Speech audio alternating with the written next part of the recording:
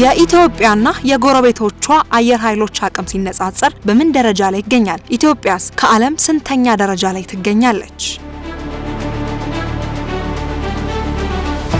ሰላም ጤና ይስጥልን ክብራን አድማጭ ተመልካቾቻችን እንደምን ቆያችሁልን እያልኩኝ ወደ እሳቱ መረጃዎቻችን ተሻገርኩኝ። በዛሬ ዝግጅታችን የዓለምን የወታደር የአየር ኃይል የአቅም ንጽጽርን በተረጋገጠ መንገድ የሚያወጣው ግሎባል ፋየር ባወጣው የዓለም አጠቃላይ የአየር ኃይል አቅም ንጽጽር ውስጥ ኢትዮጵያ ገና ትታያለች። ከአያሏ ከአሜሪካ ጋር ኢትዮጵያ ሀገራችን ያላት ልዩነት በቁጥርም ተቀምጧል። እንዲሁም የአፍሪካ ቀንድ ሀገሮች ለኢትዮጵያ የእግር እሳት ሰላማዊ የሆኑትንም ጨምሮ ኤርትራ፣ ሱዳን፣ ደቡብ ሱዳን፣ ሶማሊያ እንዲሁም ኬንያ ከኢትዮጵያ ጋር አቅማቸው ተነጻጽሮ እያንዳንዱ ነገር በቁጥርም ተቀምጧል። ከዚህ ጋር በተገናኘም የኢትዮጵያ ጠቅላይ ሚኒስትር ዶክተር አብይ አህመድ በሰሞኑ የአየር ኃይል 9ኛ ዓመት ክብረ በዓልን አስመልክቶ ሀገሪቷን ለሚገዳደሩ ኃይሎች ማስጠንቀቂያ ያዘለ መልእክትም አስተላልፈዋል። በኩራት ግዙፉ አየር ኃይላችን በአሁን ሰዓት ይህንን ይመስላል ለማታውቁት ሲሉም ተናግረዋል። ግሎባል ፋየር ይህንን ደረጃ ካወጣ በኋላ ኢትዮጵያ ሊቀራመቷት የተመኙ ሁላ ደንግጠዋል። ጉዳችን ፈላ፣ በቃ አበቃልን፣ የኢትዮጵያ አየር ኃይሏ ግዝፈት ከአፍሪካ ጋር ሳይሆን ከዓለም ጋር ነው ውድድሩ ሲሉም ተደምጠዋል። ታዲያ በቆይታችን ሀገራችን ኢትዮጵያን ጨምሮ የአሜሪካንና የጎረቤት ሀገራትን በቁጥር የተረጋገጠ ግሎባል ፋየርን መሰረት በማድረግ የምናጋራችሁ ሲሆን እንዲሁም የኢትዮጵያ ጠቅላይ ሚኒስትር ዶክተር አብይ አህመድ የአየር ኃይሉን አስመልክቶ በኩራት የተናገሩትን ንግግር አካተናል። አብራችን ቆዩ። ክብራን አድማጭ ተመልካቾቻችን እንግዲህ እንደምንም ጊዜው ጠቃሚ መረጃ ይዘናል። በድጋሚ እስከ ዝግጅታችን ፍጻሜ ድረስ አብራችን ቆዩ። ታዲያ ለቻናላችን አዲስ ከሆናችሁ መሰል መረጃ በየሳቱ ለማግኘት ቻናሉን ሰብስክራይብ በማድረግ የደውል ምልክቱ መጫኖ እንዳይረሱ፣ ቪዲዮ ላይክ ሼር በማድረግ ይጀምሩ።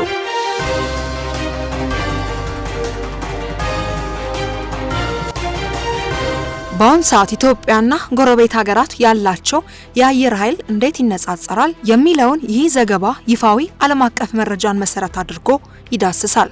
145 ሀገራትን በአጠቃላይ ወታደራዊ አቋማቸውን ያነጻጸረው ግሎባል ፋየር ፓወር የአፍሪካ ቀንድ ሀገራት አየር ኃይል አቋም ባላቸው መሳሪያና ዝግጁነትም አወዳድሯል። ሀገራቱ ያላቸውን አጠቃላይ ወታደራዊ ኃይልን ለማወዳደር በተጠቀሟቸው ወደ 60 የሚጠጉ መስፈርቶች አማካኝነት መዝኖ ነጥብም ሰጥቷቸዋል። ከግምት ውስጥም ከገቡ መስፈርቶች መካከል ወታደራዊ ቁመና፣ የፋይናንስ አቅምና የሎጂስቲክም ይጠቀሳሉ።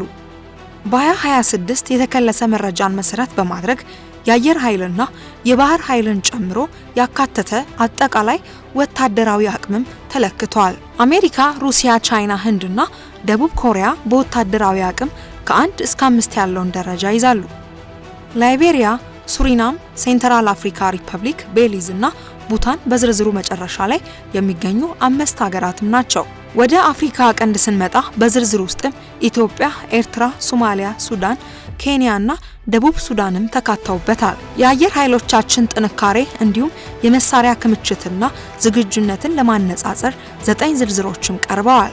ከነዚህም መካከል አጠቃላይ የአውሮፕላን ብዛት፣ ተዋጊዎችና የተዋጊዎች አይነት ይጠቀሳሉ። አውሮፕላኖችና ሰው አልባ አውሮፕላኖችን፣ ድሮኖችን ጨምሮ ሌሎች የአየር ኃይል መሳሪያዎች እንዲሁም የተዋጊዎች ማሰልጠኛ አውሮፕላኖች ይገኙበታል።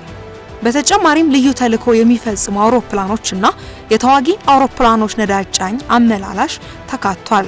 በመጨረሻም ሄሊኮፕተሮችና ጥቃት የሚፈጽሙ ሄሊኮፕተሮች በዝርዝሩ ተጠቅሰዋል። ግሎባል ፋየር ፓወር ያካተታቸው መረጃ ለመጨረሻ ጊዜ በድረ ገጹ ላይ የወጡት አዲሱ የአውሮፓውያኑ ዓመት 2026 መግቢያ ላይ ነው። ይህ ሀገራት የወታደራዊ አቅምን የሚመዝነው ተቋም መረጃን የሚያጠናክረው የተለያዩ ይፋዊ መረጃ ምንጮችን መሰረት በማድረግ በመሆኑ ሀገራት በሚስጥር የሚይዟቸውን መረጃ አያካትትም። ኢትዮጵያ ከ145 ሀገራት መካከል በወታደራዊ አቅም 47ኛ ደረጃ ላይ ትገኛለች።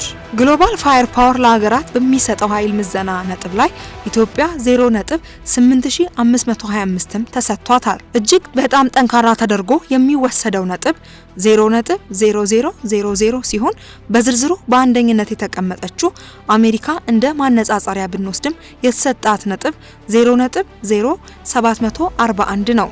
ኢትዮጵያ ከዚህ ቀደም በዝርዝሩ ከነበራት ስፍራ ከፍ ያለች ሲሆን ያለው አጠቃላይ የአየር ኃይል አውሮፕላኖች 104 ከ145 ሀገራት ደግሞ 66ኛ መሆኑ ተመላክቷል። ግሎባል ፋየር ፓወር ባስቀመጣቸው በእያንዳንዱ ዝርዝሮች ላይ ዝግጁነትን ይመዝናል። ሀገሪቱ ካላት አጠቃላይ የአየር መሳሪያ አንጻር እያንዳንዱ አይነት ምን ያህል ድርሻ እንደሚሸፍን ለመጠቆም በመቶኛ ተሰልቶም ተቀምጧል። ተዋጊ አውሮፕላኖቹ 24.0% ሲሆኑ ዝግጁነት 15 ነው። በዚህም 46ኛ ደረጃ ላይ ትገኛለች። ጥቃት ፈጻሚ አውሮፕላኖች አይነት -0 አውሮፕላኖችና ሰው አልባ አውሮፕላኖች ድሮኖችን ጨምሮ ሌሎች የአየር መሳሪያዎች 8.7% ሲሆን ዝግጁነት 5 ነው። በዚህም 42ኛ ደረጃ ላይ ትገኛለች። የተዋጊዎች ማሰልጠኛ አውሮፕላኖች 32.7% ሲሆን ዝግጁነት 20 ነው። በዚህም 48ኛ ደረጃ ላይ ትገኛለች። ልዩ ተልዕኮ የሚፈጽሙ አውሮፕላኖች -0 የአውሮፕላኖች ነዳጅ ጫኝ አመላላሽ -0 ሄሊኮፕተሮች 31.7% ሲሆኑ ዝግጁነት 20 ነው። በዚህም 67ኛ ደረጃ ላይ ትገኛለች። ጥቃት የሚፈጽሙ ሄሊኮፕተሮች 6.7% ሲሆኑ ዝግጁነት 4 ነው። በዚህም 38ኛ ደረጃ ላይ ትገኛለች። ኤርትራን ስንመለከት ኤርትራ በወታደራዊ አቅም ከ145 ሀገራት መካከል 119ኛ ስፍራ ላይ ትገኛለች። ለሀገራት በሚሰጠው የኃይል ምዘና ነጥብ ላይ ኤርትራ 2.6841 ተሰጥቷታል። ኤርትራ ከዚህ ቀደም በዝርዝሩ ከነበራት ስፍራ ከፍ ማለቷም ተገልጿል። አጠቃላይ የአውሮፕላኖች መጠን 20 ሲሆን ዝግጁነቱ 7 ነው። በዚህም 97ኛ ደረጃ ላይ ትገኛለች። ተዋጊ አውሮፕላን 5.0% ሲሆን ዝግጁነቱ 0 ነው። በዚህም 63ኛ ደረጃ ላይ ትገኛለች።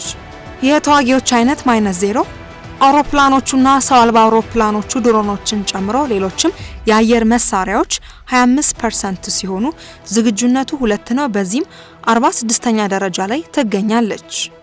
የተዋጊዎች ማሰልጠኛ አውሮፕላኖች 5.0% ሲሆኑ ዝግጁነት 0 ነው። በዚህም 76ኛ ደረጃ ላይ ትገኛለች። ልዩ ተልዕኮ የሚፈጽሙ አውሮፕላኖች -0 አውሮፕላኖች ነዳጅ ጫኝ አመላላሾች -0 ሄሊኮፕተሮች 65.0% ሲሆኑ ዝግጁነት 5 ነው። በዚህም 83ኛ ደረጃ ላይ ትገኛለች። ጥቃት የሚፈጽሙ ሄሊኮፕተሮች 30.0% ሲሆኑ ዝግጁነት 2 ነው። በዚህም 39ኛ ደረጃ ላይ ትገኛለች። ሶማሊያን ስንመለከት በአጠቃላይ ወታደራዊ አቅም ከ145 ሀገራት 137ኛ ደረጃ ላይ የምትገኘው ሶማሊያ ናት። ለሀገራት በሚሰጠው የኃይል ምዘና ነጥብ ላይ ሶማሊያ 3.7393 ተሰጥቷታል።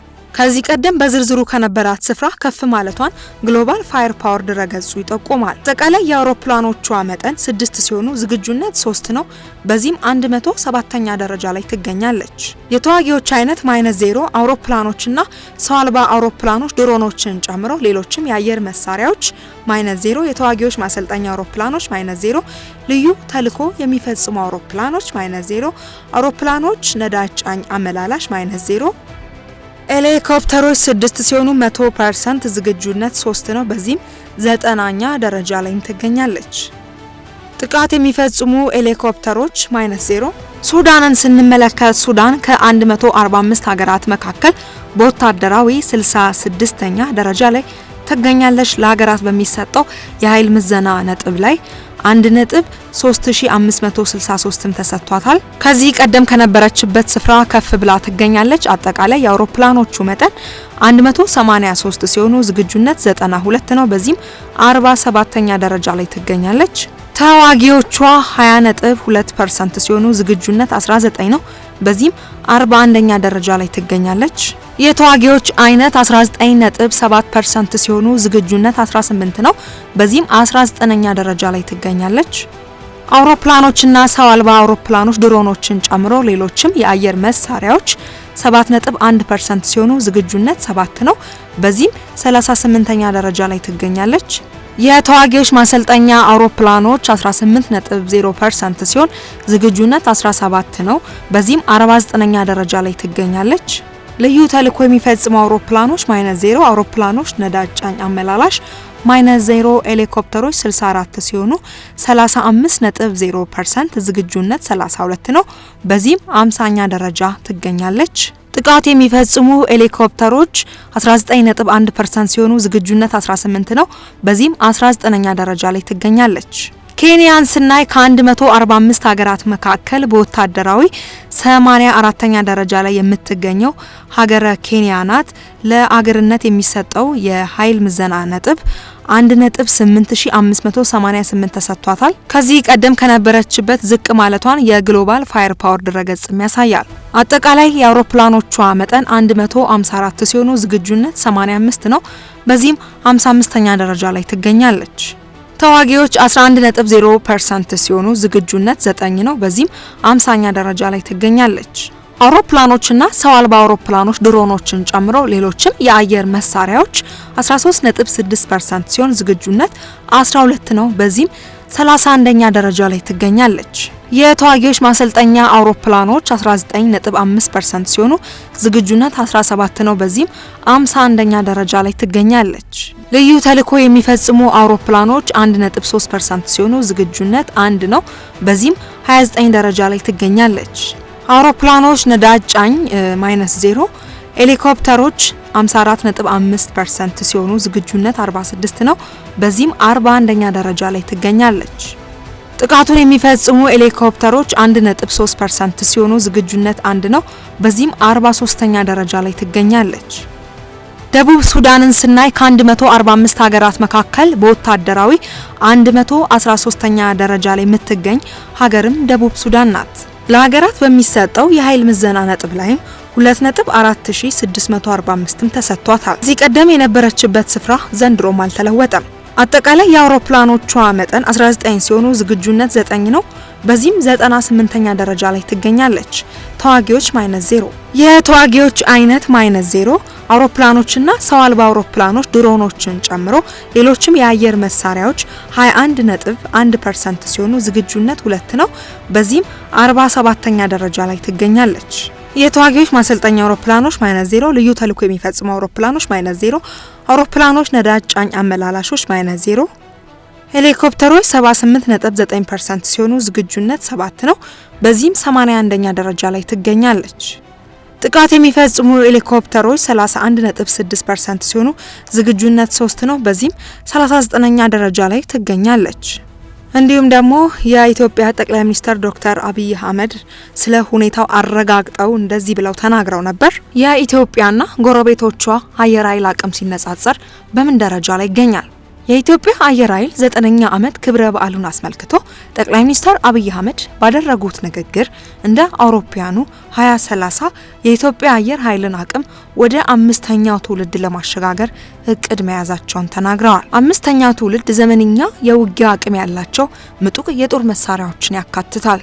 ጠቅላይ ሚኒስተሩ በንግግራቸው የኢትዮጵያ አየር ኃይል አቅም የሚገኝበት ዘመናዊ ቁመና በመግለጽ ሀገሪቷን ለሚገዳደሩ ኃይሎች ማስጠንቀቂያ ያዘለ መልእክትም አስተላልፈዋል። ሚግ 21 ላይ የቀሩ ላሏቸው ሀገራትም ኢትዮጵያ ሉዓላዊነቷንና ጥቅሟን ለማስጠበቅ በተጠንቀቅ የሚጠባበቅ ጠንካራ አየር ኃይል እንዳላትም የሚጠቁም ንግግርም አድርገዋል። የአየር ኃይልን 9ኛ ዓመት በማስመልከት በተዘጋጀው የአቪዬሽን አውደ ርዕይ ላይም የአየር ኃይሉ ዘመናዊ አውሮፕላኖች ለጉብኝትም በቅተዋል።